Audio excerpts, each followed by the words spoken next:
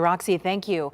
In Kerrville, people woke up to icy roads and frigid temperatures. At one point, I-10 from Mountain Home to Junction, so a little over 30 miles, was shut down. But as the sun came out, conditions have thankfully improved slightly. KENS 5 reporter Megan Reyna joins us now live off Highway 16 with a look at how conditions are now.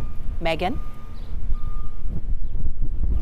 Alicia, that sun has been a blessing today, helping melt a thick sheet of ice that we saw earlier. But let me show you what we're looking at now.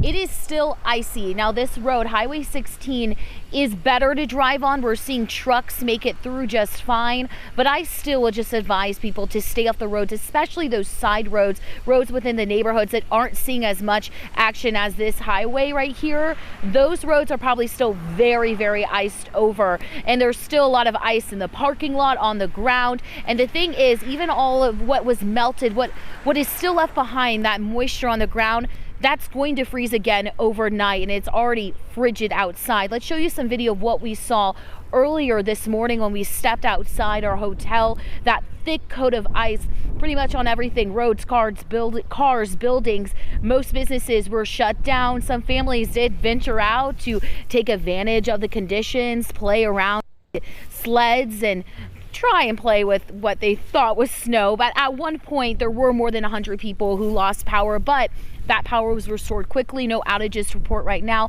Let's show you a look at I-10, the highway near the Kerrville rest stop. Everything looking fairly okay, but still I-10, I just wouldn't risk it, right? If you don't have to be out on the highway, don't risk it. It doesn't take too much of a layer of ice for it to really be dangerous. Now, there were several crews that traveled into the Kerrville area from out of town. We saw Corpus Christi fire, Brownsville fire here, just in anticipation of this storm. We spoke to those men. They tell us that they haven't been too busy yet, so that is good news. They're just advising everyone to stay home if you can.